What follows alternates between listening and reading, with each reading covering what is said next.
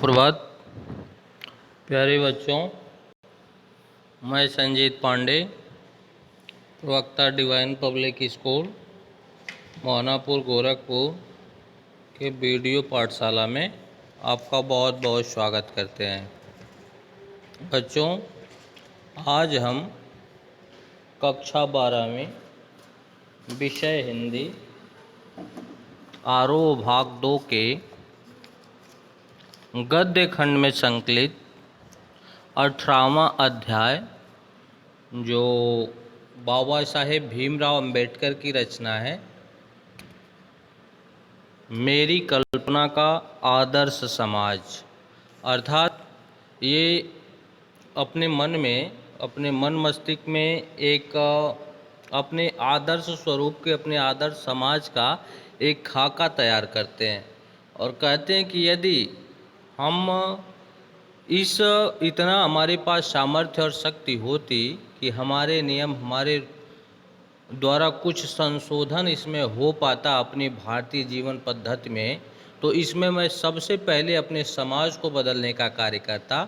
और उस समाज में मैंने अपने स्वरूप जिस समाज की कल्पना की है, अर्थात मैंने सोचा है, कल्पना में सोचना होता है कि मेरा समाज कैसा होगा, जिसमें हर वर्ग सुखी पूर्वक जीवन यापन कर सकेगा, उसके कार्यों के तमाम अवसर प्रदान होंगे।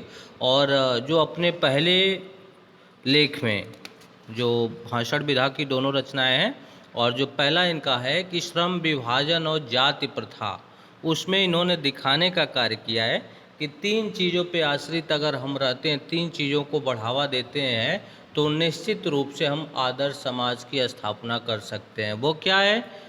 तो 3 चीज़ों में सबसे पहला जो है वह समानता है, दूसरा है स्वतंत्रता है, और तीसरा है बंधुत्व, भाईचारे की भावना। अगर इन 3 ढर्रे पर चलते हैं तो इनका जो इनकी सोच का, इनकी कल्पना का आदर्श समाज है, उसको हम बखूबी रूप दे पाएंगे, अन्यथा नहीं। इसी पर विस्तार से चर्चा करते हैं और आइए हम सब मिल करके इनकी कल्पना का आदर्श समाज देखते हैं। फिर अपने अपने मन कल्पना से हम इसको विचार करेंगे, चिंतन करेंगे। फिर आप भी अपने तौर तरीके से बताइएगा, हम भी बताएंगे कि हमारी वर्तमान में ऐसी हमारे समाज में कौन सी स्थिति है जो हमारे अनुकूल नहीं है, जो हमारे परिवेश, हमारे बच्चों, हमारी शिक्षा, हमारे माता पिता आदि आदि के अनुकूल नहीं है, और क्या इसमें ऐसे परिवर्तित कर सकते हैं जो हम सब के लिए एक बेहतर, एक सुचारू रूप में कार्य करेगा, जिससे हम, हमारा समाज, हमारा राष्ट्र, हमारा देश सब विकास के पथ पर अग्रसर होंगे। ऐसा कौन सी योजना हो सकती है, किस रूप में अपने समाज को वर्धित कर सकेंगे, हम सब अपने अपने विचार व्यक्त करेंगे। लेकिन इससे पहले हम बाबा साहब के विचार को देखते हैं। तो आइए सर्वप्रथम देखते हैं कि जाति प्रथा के खेदजनक परिणामों की नीरस गाथा को सुनते सुनाते आप में से कुछ लोग निश्चय ही उब गए होंगे। बाबा साहब ने कहा कि उपयुक्त, अर्थात श्रम विभाजन और जाति प्रथा, इसके पहले जो उन्होंने भाषण दिया था उसमें कहा कि खेदजनक है, अर्थात दुख प्रकट करता हूँ कि जाति प्रथा के उबाऊ भाषण को सुनते हुए आपके अंदर निरस्ता आ गई होगी, आप उबनपन महसूस होता होगा, आपका इसमें आकर्षण नहीं होगा। यह अस्वाभाविक भी नहीं है, कहते हैं ऐसा होना अस्वाभाविक नहीं है, स्वाभाविक है। आपकी जगह मैं भी होता और आप भी अगर ऐसा करते तो मुझे पास भी निरस्ता आती, मेरे पास भी उबन होता। लेकिन फिर भी एक बात सोचनीय अवश्य है। अतः अब मैं समस्या के रचनात्मक पहलू को लेता हूँ। कहते हैं अब मैं जिस प्रकरण पर विचार करने जा रहा हूँ, जिस समस्या को आपके समक्ष रखने जा रहा हूँ, वो समस्या ये है। मेरे द्वारा जाति प्रथा की आलोचना सुनकर आप लोग मुझसे यह प्रश्न पूछना चाहोगे कि यदि मैं जातियों के विरुद्ध हूँ तो फिर मेरी दृष्टि में आदर्श समाज क्या है। कहते हैं अगर मैं जाति प्रथा का विवेचन करूं और जाति की समस्याओं के समक्ष आपको प्रस्तुत करूं और अपने समाज के निर्माण की मैं बात करूं, तो आपके मन में सबसे पहला प्रश्न ये उत्पन्न होगा कि मैं तो जातियों के विरोध में हूं, अर्थात मैं तो इसका खंडन करता हूं, फिर मैं आदर्श समाज की कल्पना कैसे कर सकता हूं। तो मैं आपको बताता हूं तो अगर आदर्श समाज क्या है, ठीक है, यदि ऐसा पूछेंगे तो मेरा उत्तर होगा कि मेरा आदर्श समाज स्वतंत्रता, समानता, बंधुत्व, मेरा आदर्श समाज स्वतंत्रता, समानता, बंधुत्व पर आधारित होगा। क्या यह ठीक नहीं है? भ्रातृता अर्थात भाईचारे में किसी को क्या आपत्ति हो सकती है? कहते हैं अगर कोई बड़ा वर्ग है, छोटा वर्ग है, निम्न वर्ग है, तो उनको हर एक वर्ग समूह को अपने भाईचारे के रूप में अपना लेने से कौन सी आपत्ति है? किसी भी आदर्श समाज में इतनी गतिशीलता होनी चाहिए जिससे कोई भी वांछित परिवर्तन समाज के एक छोर से दूसरे तक संचालित हो सके। ऐसे समाज के बहुविध हितों में सबका भाग होना चाहिए तथा सबको उनकी रक्षा के सजग रहना चाहिए। इतना ही नहीं, कहते हैं कि सामाजिक जीवन में अबाध संपर्क के अनेक साधन व अवसर उपलब्ध रहने चाहिए। कहते हैं सामाजिक जीवन में एक दूसरे के संपर्क स्थापित करने के लिए तमाम अवसर होने चाहिए, सबके मेल मिलाप का एक संयोग होना चाहिए, सबकी अपनी अपनी एक जिज्ञासा होना चाहिए, सब अपने अपने तौर तरीके से एक दूसरे से भेंट मुलाकात आदि करें और सबके समान अवसर होने चाहिए। तात्पर्य यह है कि दूध के पानी के मिश्रण की तरह भाईचारे का भी वास्तविक रूप होता है। कहते हैं ठीक उसी प्रकार जिस तरह पानी में दूध मिला दीजिए या दूध में पानी मिला दीजिए, दोनों एक दूसरे को लक्षित नहीं होने दे, दोनों एक दूसरे के रूप को उजागर नहीं करते, अपने आप में समाहित कर लेते हैं और कौन कितना है इसका अंदाज लगा पाना मुश्किल होता है। ऐसे ही अपने समाज में भाईचारे का मिश्रण होना चाहिए, कौन किस वर्ग का है, किस वर्ग का नहीं है, ये हमारे मन से, अपने मन मस्तिष्क से बातें निकाल देनी चाहिए। और इसी का दूसरा नाम लोकतंत्र है। और कहते हैं जो इस रूप में अर्थात अपने इस भाईचारे का यही जो वास्तविक रूप है, इसको हम लोकतंत्र कहते हैं। क्योंकि लोकतंत्र केवल शासन की एक पद्धति ही नहीं, लोकतंत्र मूलतः सामूहिक जीवनचर्या की एक रीत तथा समाज के सम्मिलित अनुभवों के आदान प्रदान का नाम है। कहते हैं लोकतंत्र जो होता है वह शासन की एक पद्धति ही नहीं है, यह लोकतंत्र मूलतः सामूहिक जीवनचर्या की एक रीति है तथा समाज के सम्मिलित अनुभवों के आदान प्रदान का एक नाम भी है। इनमें यह आवश्यक है कि अपने साथियों के प्रति श्रद्धा व सम्मान का भाव हो। कहते हैं सबसे पहली प्राथमिकता यह है कि अपने साथियों के प्रति श्रद्धा व सम्मान का भाव हम रखें।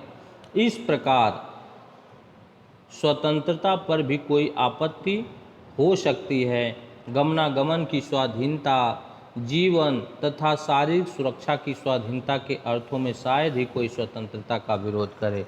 कहते हैं अगर ऐसा होगा तो स्वतंत्रता पर किसी को कोई आपत्ति हो सकती है। गमनागमन की स्वाधीनता, कहते हैं शायद ऐसी स्वतंत्रता पर किसी को आपत्ति नहीं होगी। गमनागमन की, एक स्थान से दूसरे स्थान आने जाने की स्वाधीनता, जीवन तथा शरीर सुरक्षा की स्वाधीनता, हर एक व्यक्ति अपने तरीके से जीवन जिएगा, हर एक व्यक्ति को सुरक्षित रखने का कार्य होगा। अर्थों में शायद ही कोई स्वतंत्रता का विरोध करे। अगर इतनी हम बात रख दें लोगों के सामने उनकी स्वतंत्रता का, तो मुझे नहीं लगता है कि भारतवर्ष का कोई नागरिक इसके विरोध में खड़ा होगा। इसी प्रकार संपत्ति के अधिकार, कहते हैं कि संपत्ति उसके व्यक्ति पास निहित होगी, उसका अधिकार, जीविकोपार्जन के लिए आवश्यक औजार व सामग्री रखने के अधिकार, जिससे शरीर को स्वस्थ रखा जा सके, के अर्थ में भी स्वतंत्रता पर कोई आपत्ति नहीं हो सकती। तो फिर मनुष्य की शक्ति के समक्ष एवं प्रभावशाली प्रयोगों की भी स्वतंत्रता क्यों प्रदान की जाए? जाति प्रथा के पोषक, जीवन, शारीरिक सुरक्षा तथा संपत्ति के अधिकार की स्वतंत्रता को तो स्वीकार कर लेंगे, परंतु मनुष्य के सक्षम में प्रभावशाली प्रयोगों की स्वतंत्रता देने के लिए जल्द तैयार नहीं होंगे, क्योंकि इस प्रकार की स्वतंत्रता का अर्थ होगा अपना व्यवसाय चुनने की स्वतंत्रता। किसी को नहीं है तो उसका अर्थ उसे दास्तां में जकड़ कर रखना होगा। कहते हैं अगर इन सारे चीज़ों से परे व्यक्ति को अपने व्यवसाय का, सपोज डेट अगर कोई व्यक्ति कुम्हार वर्ग का है और वो बढ़ईगिरी का काम करना चाहता है, कोई व्यक्ति नाई वर्ग का है और वो दूसरे धर्म वर्ग का काम करना चाहता है, तो उसे अपने हित पर, अपने कल्याण की स्वतंत्रता यदि नहीं होगी, हम उसे एक निश्चित दास्ता में जो वर्षों से चलती चली आ रही है उसमें यदि उसको जकड़ देंगे तो कदाप कल्याण नहीं हो सकता है। क्योंकि दास्ता केवल कानूनी पराधीनता को ही नहीं कहा जा सकता, दास्ता में वह स्थिति भी सम्मिलित है जिससे कुछ व्यक्तियों को दूसरे लोगों द्वारा निर्धारित व्यवहारों कर्तव्यों का पालन भी करने के लिए विवश होना पड़ता है। दास्ता एक गुलामी की जंजीर होती है और ये सिर्फ कानूनी प्रक्रिया ही नहीं है, अपने में कुछ प्रबुद्ध वर्ग ऐसे हैं, अर्थात कुछ ऐसे अपर वर्ग के लोग हैं जिनके अंदर उनको विवश होना पड़ता है। यह स्थिति कानूनी पराधीनता न होने पर भी पाई जा सकती है। उदाहरणार्थ जाति प्रथा की तरह ऐसे वर्ग होना संभव है जहां कुछ लोगों की अपनी इच्छा के विरुद्ध पेशे अपनाने पड़ते हैं। कहते हैं कि कुछ ऐसी चीज़ें देखने को मिलती है, कुछ ऐसी चीज़ें कि जहां एक ऐसा वर्ग दिखाई देता है, कुछ लोगों की अपनी इच्छा के विरुद्ध पेशे अपनाने पड़ते हैं। अब आइए समता पर विचार करें। क्या समता पर किसी की आपत्ति हो सकती है? कहते हैं समता में सबको समानता की भावना। तो कहते हैं कि आइए इस प्रकरण पे विचार करें कि क्या कोई व्यक्ति ऐसा भी होगा जिसको अपने एक समान की भावना, अगर उसके सम्मान दिया जाता हो, उठने बैठने का, रहन सहन का, चाल चलन का, खान पान का, तो क्या उसे कोई आपत्ति होगी? फ्रांसीसी क्रांति के नारे में समता शब्द ही विवाद का विषय रहा। कहते हैं जब फ्रांसीसी क्रांति हुई थी तो उसमें सर्वप्रथम एक समता शब्द था, यही विवाद का कारण बना था। समता के आलोचक यह कह सकते हैं कि सभी मनुष्य बराबर नहीं होते और उनका यह तर्क वजन ही रखता है, लेकिन तथ्य होते हुए विशेष महत्व नहीं रखता, क्योंकि शाब्दिक अर्थ में समता असंभव होते हुए भी यह नियामक सिद्धांत है। मनुष्यों की क्षमता तीन बातों पर निर्भर करती है। पहला, शारीरिक वंश परंपरा।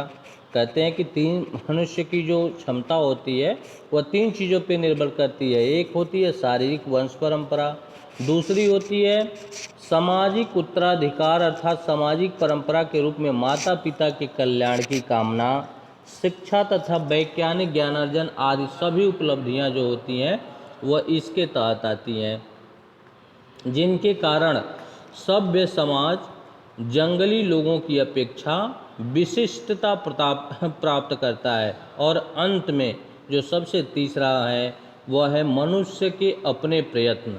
मनुष्य अपने प्रयत्नों के बल पर क्या क्या करता है, क्या क्या हासिल करता है, उसे सब कुछ प्राप्त होता है। इन तीनों दृष्टियों से निसंदेह मनुष्य समान नहीं होते। उक्त तीनों जो पॉइंट्स हैं, इन तीनों पॉइंटों के तहत अगर देखें तो मनुष्य के कार्य, व्यवहार, रहन, चाल, चलन तीनों कभी एक समान हो ही नहीं सकते। तो क्या इन विशेषताओं के कारण समाज को भी उनके साथ असमान व्यवहार करना चाहिए? लेकिन क्या जहाँ इतनी भिन्नता पाई जाती है तो समाज को भी इसमें दुराव उत्पन्न करना चाहिए? समता विरोध करने वाले के पास इसका क्या जवाब है? अर्थात अगर कोई विरोध करने खड़ा भी होता है तो वह किस पॉइंट को लेकर के होगा? इसके पास कौन से ऐसे प्रश्न बचेंगे, कौन सा ऐसा वो मैटर उसके पास मुद्दा होगा जिसको लेकर के वो अपनी बातें रखेगा? व्यक्ति विशेष, ध्यान दीजिएगा कि व्यक्ति विशेष के दृष्टिकोण से असमान प्रयत्न के कारण असमान व्यवहार को अनुचित नहीं कहा जा सकता है। कहते हैं बाबा साहेब कि व्यक्ति विशेष के दृष्टिकोण से, अर्थात किसी व्यक्ति को अपनी नज़र से देखने का कार्य करें तो कहते हैं असमान प्रयत्न के कारण क्या असमान व्यवहार को अनुचित नहीं कहा जा सकता।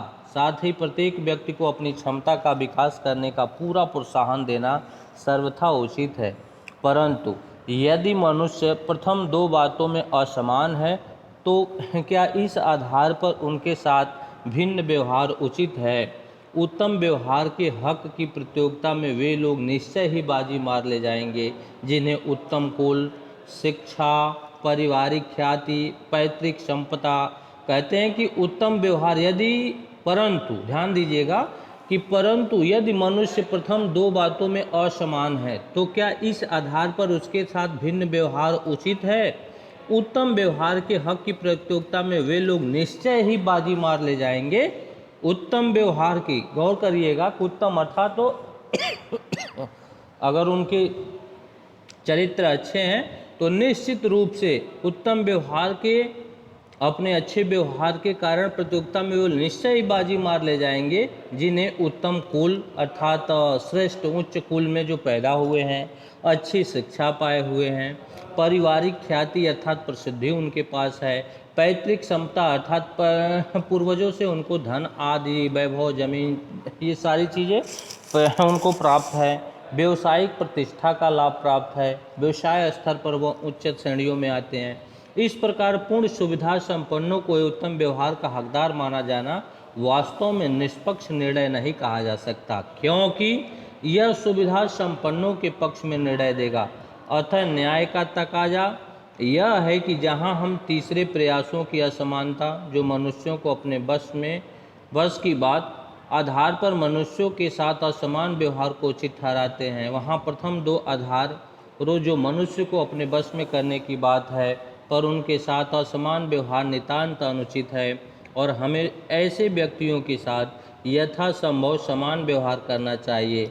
दूसरे शब्दों में, समाज की यदि अपने सदस्यों से अधिकतम उपयोगिता प्राप्त करनी है तो यह संभव है कि जब समाज के सदस्यों को आरंभ से ही समान अवसर एवं समान व्यवहार उपलब्ध कराए जाएं। समता का औचित्य यहीं पर समाप्त नहीं होता। कहते हैं समता अर्थात जो समानता की भावना है उसका जो औचित्य है वो यहीं पर समाप्त नहीं होता है, इसका और भी आधार उपलब्ध है। एक राजनीतिक पुरुष का बहुत बड़ी जनसंख्या में पाला पड़ता है। कहते हैं उदाहरण स्वरूप कि अगर एक राजनीतिक पुरुष है तो उसका बहुत बड़ी जनसंख्या से पाला पड़ता है, अर्थात अपने आप को स्थापित करने के लिए वह विशाल जनसमूहों के समक्ष जाता है। अपनी जनता से व्यवहार करते समय राजनीति के पास न तो इतना समय होता है, न प्रत्येक के विषय में इतनी जानकारी होती है जिससे वह सबकी अलग अलग आवश्यकताओं तथा क्षमताओं के आधार पर वांछित व्यवहार अलग अलग कर सके। वैसे भी आवश्यकताओं और क्षमताओं के आधार पर भिन्न व्यवहार कितना भी आवश्यक तथा औचित्यपूर्ण क्यों न हो, मानवता के दृष्टिकोण से समाज दो वर्गों व श्रेणियों में नहीं बांटा जा सकता। ऐसी स्थिति में राजनीतिज्ञ को अपने व्यवहार में एक व्यवहार्य सिद्धांत की आवश्यकता रहती है और यह व्यवहार सिद्धांत यही होता है कि सब मनुष्यों के साथ समान व्यवहार किया जाए। राजनीतिज्ञ यह व्यवहार इसलिए नहीं करता कि सब लोग समान होते हैं, बल्कि इसलिए कि वर्गीकरण एवं श्रेणीकरण संभव होता है, अर्थात उसके इस व्यवहार का जो इस तरीके से व्यवहार अपनाता है उसका अपना एक कारण होता है कि बल्कि श्रेणीकरण संभव हो सकता है। इससे वो लोगों को डिवाइड करके पा जाता है और लोगों की विभिन्न स्थितियों को जान पाता है। इस प्रकार समता यद्यपि काल्पनिक जगत की वस्तु है। कहते हैं इस प्रकार अगर देखें तो जो समता अर्थात समानता की भावना है वह सिर्फ कल्पना स्तर पर है, अन्यथा कहीं नहीं। फिर भी राजनीतिज्ञ को सभी परिस्थितियों को दृष्टि में रखते हुए उसके लिए सही मार्ग भी रखता है, क्योंकि यही व्यवहारिक भी है और यही उसके व्यवहार की एकमात्र कसौटी भी। लेकिन कहते हैं कि जो राजनीतिज्ञ होते हैं वह हर एक परिस्थितियों को दृष्टि में रखते हुए वह यह मार्ग अर्थात ये रास्ते को अपनाता है, क्योंकि यही व्यवहारिक है और यही उसके व्यवहार की एकमात्र कसौटी है जो सबको एक में करके सजोए हुए है, सबको बांटे हुए है। इस तरीके से उन्होंने अपना मत दिया, अपना स्वरूप व्यक्त किया। आप भी अपने मन से, अपने कल्पना दृष्टि से एक आदर्श समाज में जिस स्वरूप को आप बैठाना चाहते हैं, जिस स्वरूप में आप अपने समाज को रख सकते हैं, उसकी कल्पना करिए, चिंतन करिए। जो जो चीज़ें आपको लगता है कि वर्तमान में ये चीज़ें आवश्यक है जिससे हर वर्ग लाभान्वित हो सकता है, वो प्रयास करने का कार्य करिए। अपने विचारों को राजनीतिज्ञों तक पहुंचाइए, समाचार संपादकों तक पहुंचाइए, पत्र पत्रिकाओं तक पहुंचाइए और आप इस समाज में एक छोटी सी क्रांति लाने का, एक छोटा सा बदलाव लाने का कार्य करिए, आपको खुशी महसूस होगी। ऐसा प्रयास बाबा साहब का भी था और आपसे भी यदि कुछ संभव हो पाए तो बाबा साहब चाहते हैं कि आप सब अपने अपने एक आदर्श समाज की कल्पना करें और उसको अपने स्वरूप में विकसित करें। अब ये ऐसा आदर्श समाज नहीं होना चाहिए जिसमें व्यक्तिगत लाभ हो, व्यक्तिगत हित हो, व्यक्तिगत सिर्फ एक कौम का, एक वर्ग का, एक समूह का लाभ हो, बल्कि सबको साथ लेकर के, इस भारतवर्ष के हर एक जन को, हर एक वर्ग को, सबको साथ लेकर के जो चलने का कार्य करता है और जो सबको